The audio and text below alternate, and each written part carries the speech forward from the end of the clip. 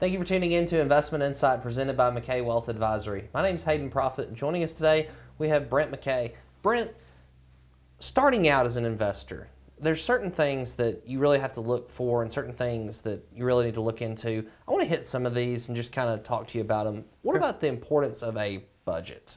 Yeah, so the most important thing to start with for any part of the plan is have a written budget. Write down what your priorities are, what your needs are.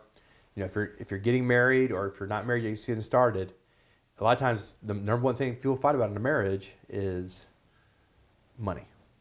So write out what your priorities are, and that'll help you go forward.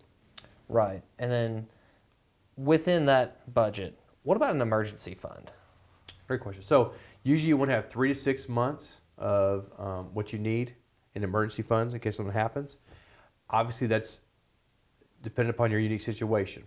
You know, if you have two people that work at the same place and you're both married, you might want to have a little more, because usually if the company gets in trouble, they're probably both going to lose the same job at the same time. So you need to look at your situation, but generally speaking, 3 to 6 months is what is recommended. Right, and then with those companies, a lot of times there's a utilization of a thing called a 401k.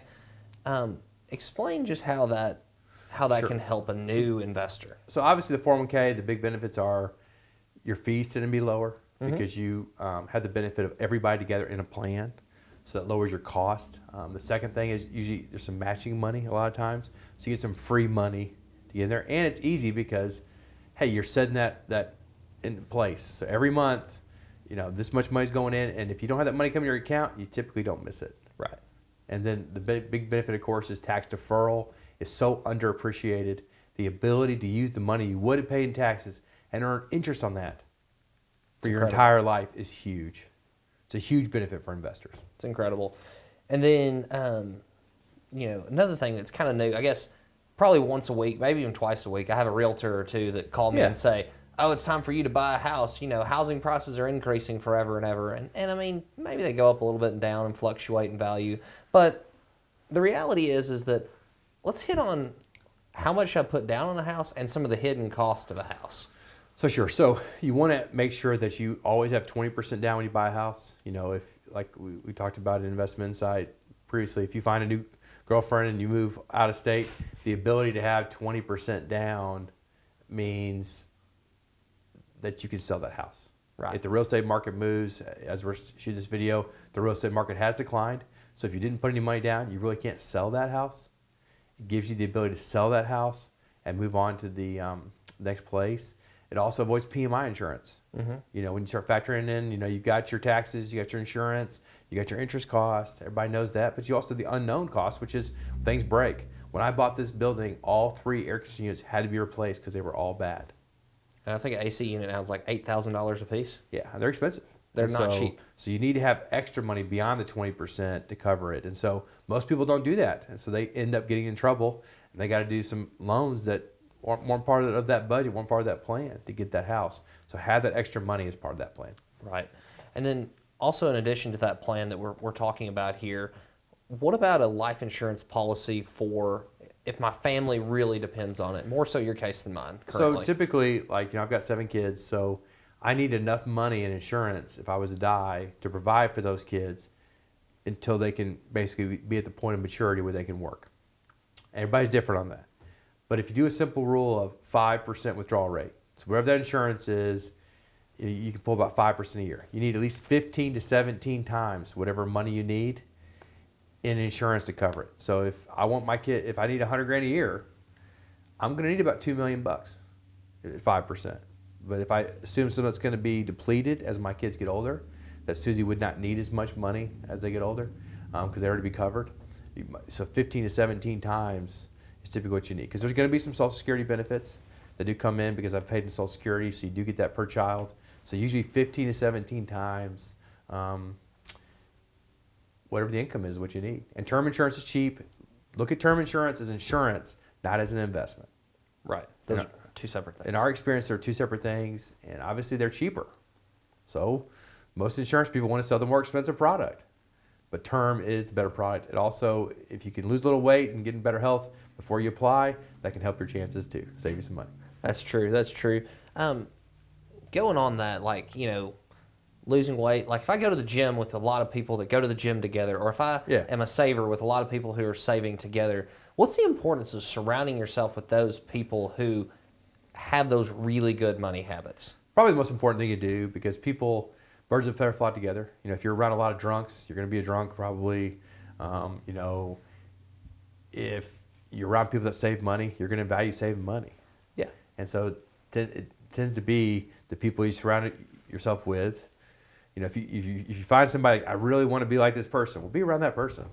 Yeah. You know, because that's what you want to do. And saving the same way. You know, if people are always spending everything they have, they're probably not going to have much. And so that's where you want to find good people with good habits. Right. And then so, you know, what about borrowing money? Like, I think that's something a lot of younger people get trapped into, is the fact of, if you're going to borrow money, borrow money for an asset that's appreciating. Buying a house is okay. Buying a car, borrowing money for a car tends to not be okay, because you're basically paying compound interest to somebody else. So the whole thing with borrowing money is you want to limit how much you borrow, but if you do have to borrow for something that's appreciating.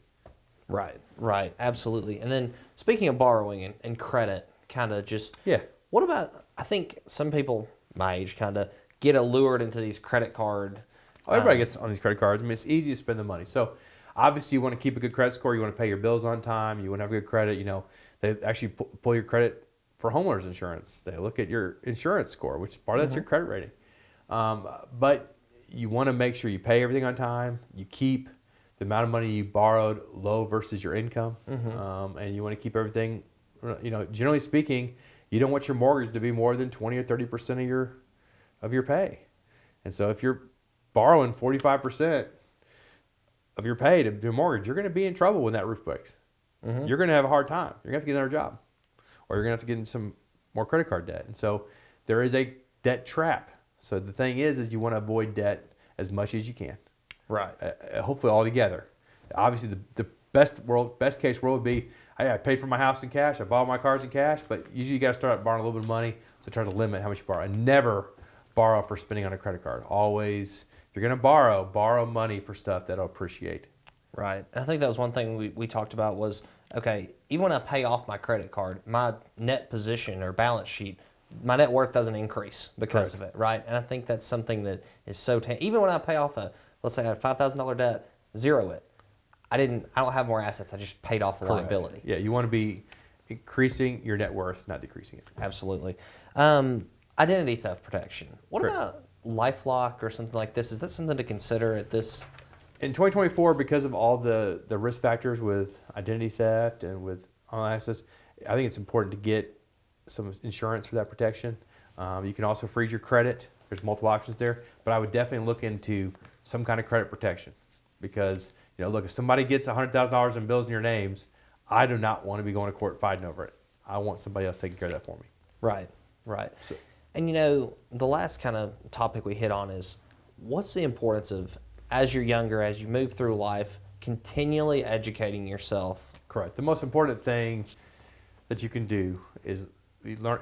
We're scraping the surface of this video. This is a short podcast, and what we're trying to do is help educate people. And what you want to do is you want to be constantly learning about investments, about budgets, about retirement, about how you buy a car, all these different things. You know, I see a lot of master classes about things all the time. Those are good options. Always be learning. Yeah. You know, as closing out, I guess, as Benjamin, investment and knowledge pays the best interest. Ben Franklin's quote, great quote. That's awesome. And it's always a great compliment to give us is when you say, oh yeah, we watched your video on XYZ, and I have another question about it. That tells us that, like, you paid attention to it. That's right. It's good. Like, and you had questions, and you're part of that learning culture, which is so pivotal, so cool. Thank you so much for tuning in to Investment Insight today.